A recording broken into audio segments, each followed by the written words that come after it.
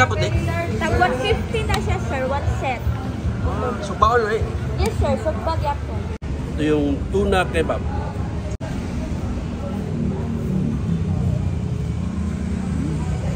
Oh, good. Sa ulan, itong isang ganito, good for 3 to Oh, ito ipakita mo. Ito isang ganito ito. Balat? Good for 3 yung balat. Ubos.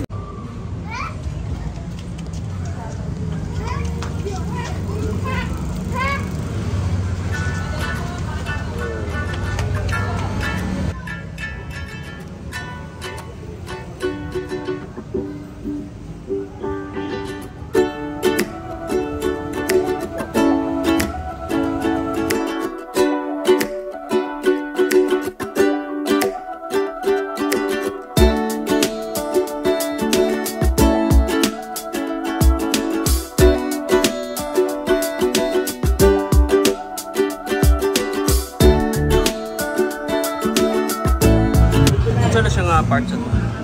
Saan na siya? Matami niya, sir. So, asan pa nga? Kaya. Depende na yung mga price na yung kung ano.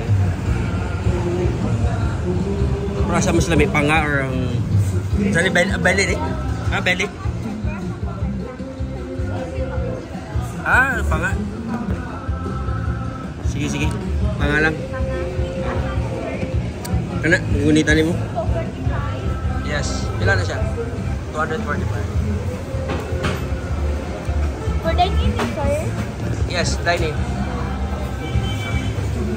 Kani, kung saan na siya murag cubes? Kani? Patanaw. Ibag na siya, sir. Saan na siya? Tanaw to. Pila po din? Tag 150 na siya, sir. One set. Sugbaon na eh.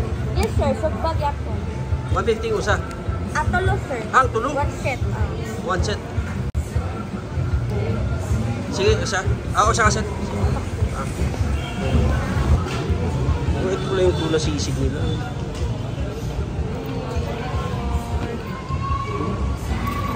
Mau ni siyang Bicol Express daw? Bicol.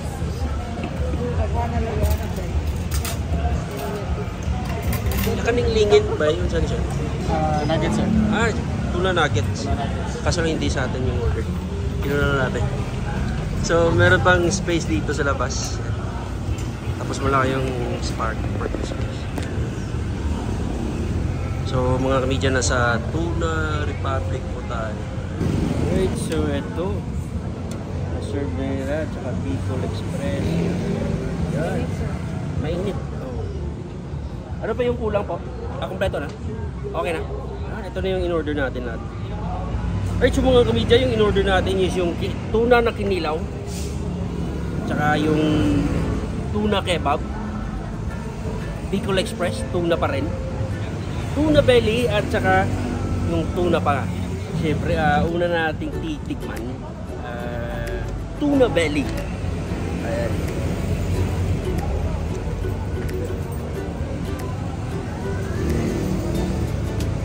Wow. Uwi natin.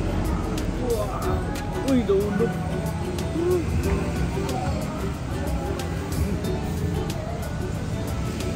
Babat.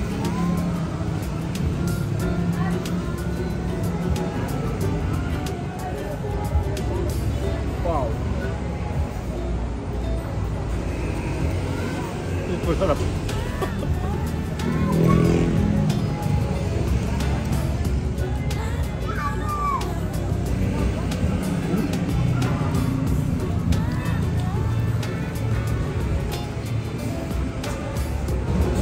Grabe. Wow.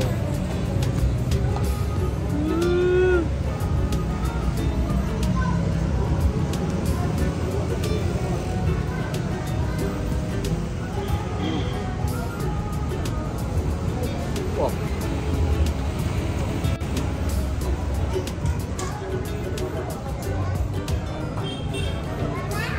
Lagod niya.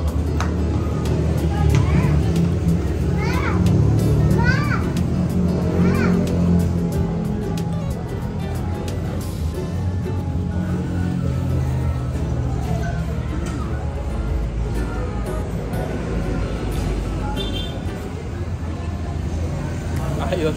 Dito ito na naman yung panga. Ito yung nirecommend ng nag-serve sa atin. Sabi niya mas masarap ang panga kaysa belly. Yan.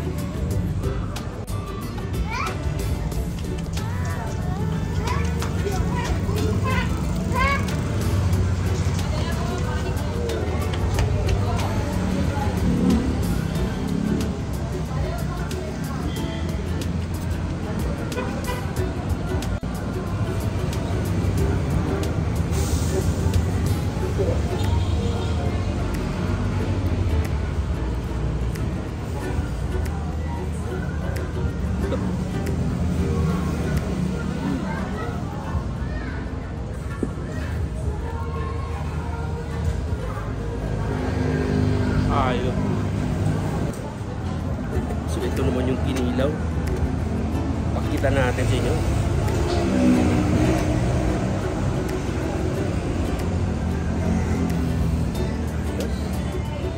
Una na kinilaw.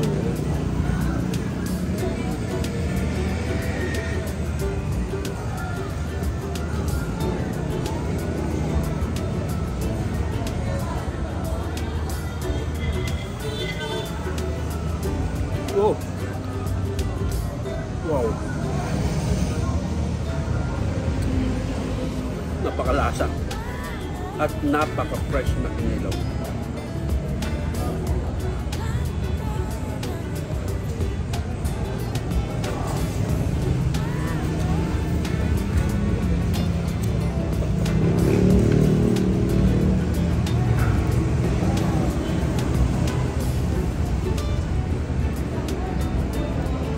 Ito yung tuna kebab.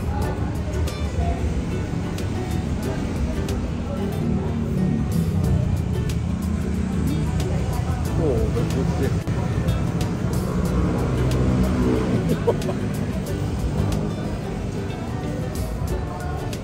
Dapat.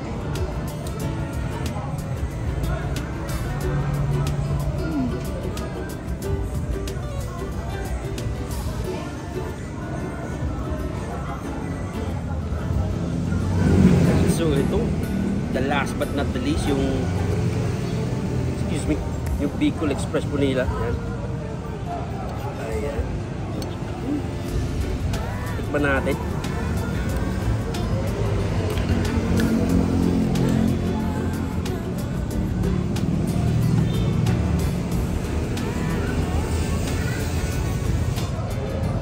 Wow.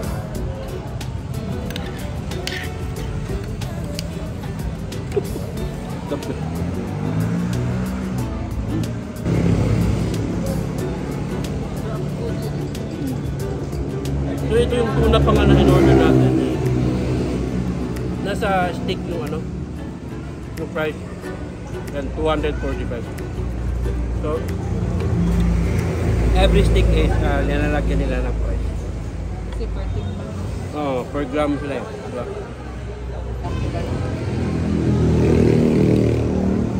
Nagtuna pa nga kami ni Mrs. kasi nagtikrave ng seafood. Wow, napaka-juicy. Woo! Oh.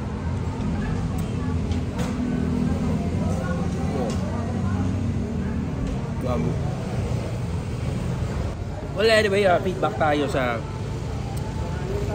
pinunta natin na restaurant na ito. First, pagdating namin, malaki yung parking space. Tsaka kita-kita na malaki yung restaurant nila. They can occupy more than 100 people. So, merong second floor po. Yung second floor is air-conditioned. Air-conditioned yung second floor. Tapos meron silang diet sa loob. At saka meron ding alfresco. Malaki yung pwesto nila. Dito sa baba yung alfresco. Tapos sa taas yung second floor yung aircon. At saka when it comes to menu, maraming mapagpipilian. Appetizer, the main, at saka yung fried or yung kinilaw, maraming mapagpipilian po. Hopefully na magugustuhan nyo. Talagang magugustuhan nyo mga kamita. At saka cleanliness, wow, 2 thumbs up, malinis. Talaga. Merong washing area. At saka yung sahig, malinis. Yung pagka-arrange ng ng mga upuan at saka yung design, hindi siya masyadong crowded. Tamang-tama lang po yung design. At saka pina-native yung kawayan, di ba? Maganda yung Ratan, lighting di ba? nila. Ratan. Amakan mo. Tapos, ang lights, tamang-tama lang, hindi masyadong maliwanag. Katamtaman lang. Hindi siya masyado ding madilim. Tamang-tama lang. Tapos talaga nakikita, parang kung dadaan ka, Hmm. talagang mapapalingon ka. Kasi Mapapalingon ka. Oo, kasi yung Because of their talaga light.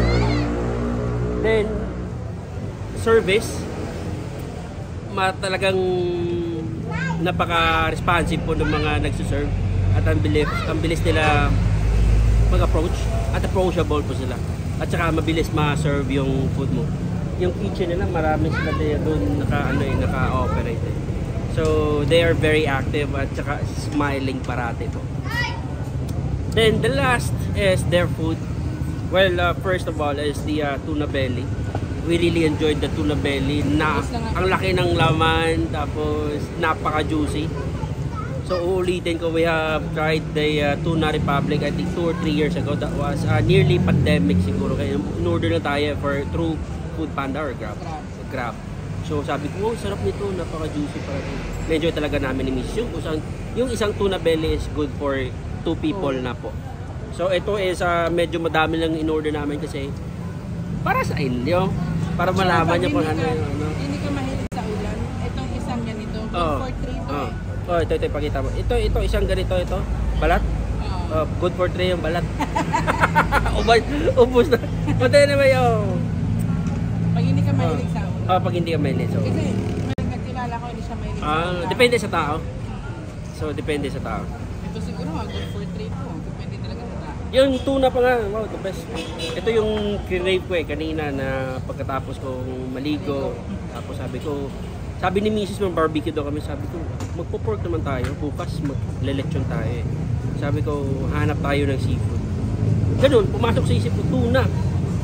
Tuna pa nga. Tapos nire-recommend ni Mrs. Doon tayo sa Tuna Republic. Sabi ko, sige, malapit lang din naman sa amin dito eh, mga 5 or 8 minutes. 5 to 8 minutes lang po, motor yung gamit ko. At saka, second yung Bicol Express. Yes. Highly recommended po. Masarap siya at saka may enjoy mo pag mahilig ka sa manghang at saka creamy na soup or sauce. Eto, yan. You will really like this. And of course, yung kinilaw, napaka-refreshing. I really like it. Kasi pagkatapos mong ngumuya ng tuna pa nga nag-grill at saka tapos appetizer, parang nare-refresh yung Nare-refresh yung palate mo. Yung Yan talaga yung tapos nare-refresh. para siyang kasi may sashimi sila pero ito parang sashimi ng mga Pilipino. Sashimi ng Pilipino. Kinilaw. Ayun. Talagang napaka-pink na ano. So yung kinilaw nila is merong cucumber, luya, yung ano lang yung classic. yung ginger, tsaka yung green lemon. Ano nga to? Nakalimutan ko. Limosito. Hindi to limonsito, may pangalan to eh. Comment nyo lang po kung ano pangalan nila. At saka meron sili.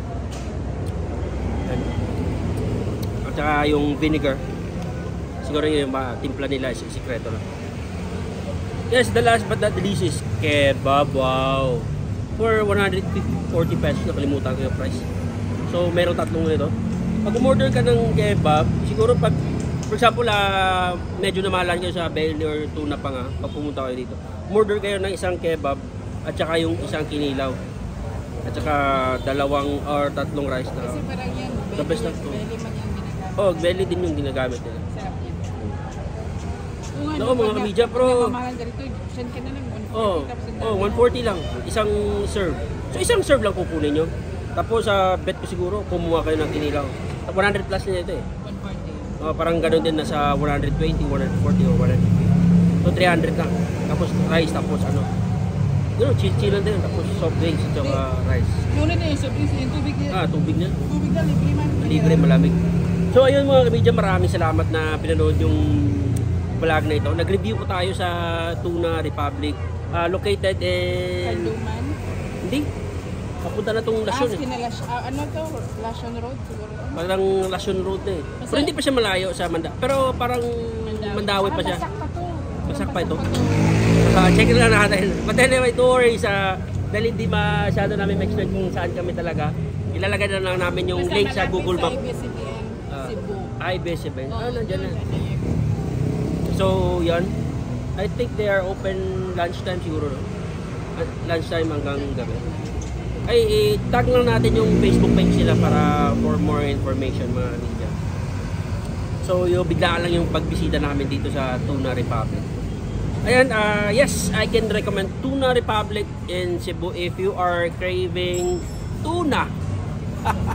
This is a tuna restaurant mga media. Hagubihaw pa na to. Hagubihaw. North Road, Hagubihaw, Mandawi. Mandawi or North Road, Hagubihaw, Mandawi City. Ayun mga media, well, sige. Maraming salamat na pinanood yung ganito kataas yung video na ito. And God bless everyone. See you on my next vlogs. Bye-bye.